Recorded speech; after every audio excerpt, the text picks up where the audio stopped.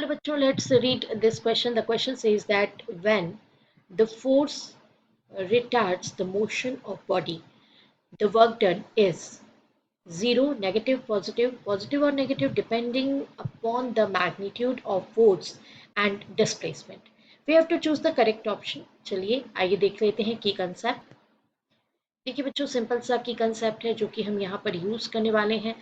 हमें पता होना चाहिए कि अगर हमें वर्क डन कैलकुलेट करना है या वर्क डन के बारे में कुछ भी डिटेल बताना है तो then work done is equals to,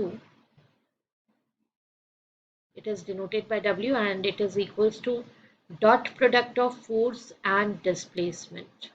Okay, force भी वेक्टर क्वांटिटी होता है, डिस्प्लेसमेंट भी वेक्टर क्वांटिटी होता है, तो उन दोनों के बीच में डॉट प्रोडक्ट जिसको कि हम स्केलर प्रोडक्ट भी कहते हैं तो इसके इक्वल होता है. तो हम यहाँ पर बता दें आपको कि here F is equals to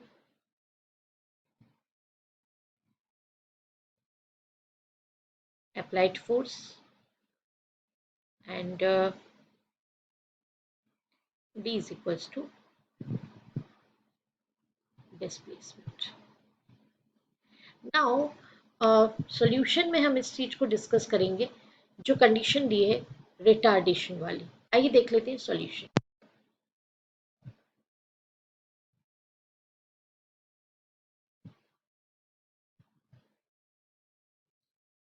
देखिए बच्चों, ये कंडीशन वाइज ये है कि when force retards the motion of the body, तो अगर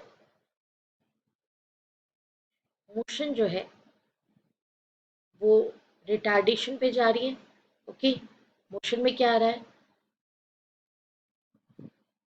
रिटार्डेशन हो रहा है, तो इट मीन्स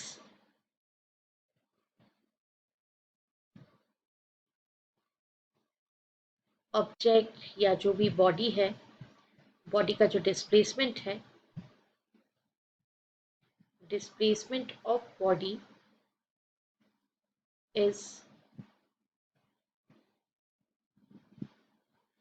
just opposite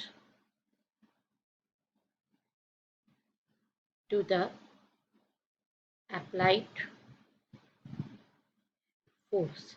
मतलब फोर्स तो हम लगा रहे हैं, हम यहाँ से ये जो बॉडी है या ऑब्जेक्ट है उसको हम फोर्स तो लगा रहे हैं, हम तो उसको आगे ले जाना चाहते हैं, लेकिन वो रिटार्ड हो रही है, वो आगे ना जाके क्या हो रही है, पीछे की तरफ आ रही है, तो रिटार्डेशन हो रहा है.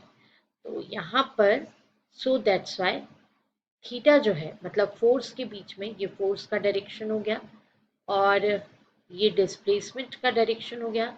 अगर मैं फोर्स और डिस्प्लेसमेंट इन दोनों के बीच में एंगल फॉर्मेशन देखूं तो एंगल फॉर्मेशन कितना हो जाएगा, फोर्स की डायरेक्शन ये डिस्प्लेसमेंट की डायरेक्शन, दोनों के बीच में एंगल फॉर्मेशन जो है वो हो जाएगा 180 degree.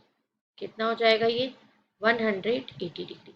Therefore W equals to F dot D equals to F D cos 180 degree, that is equals to F D into -1, क्योंकि cos 180 -1 होता है तो ये हो जाएगा -FD.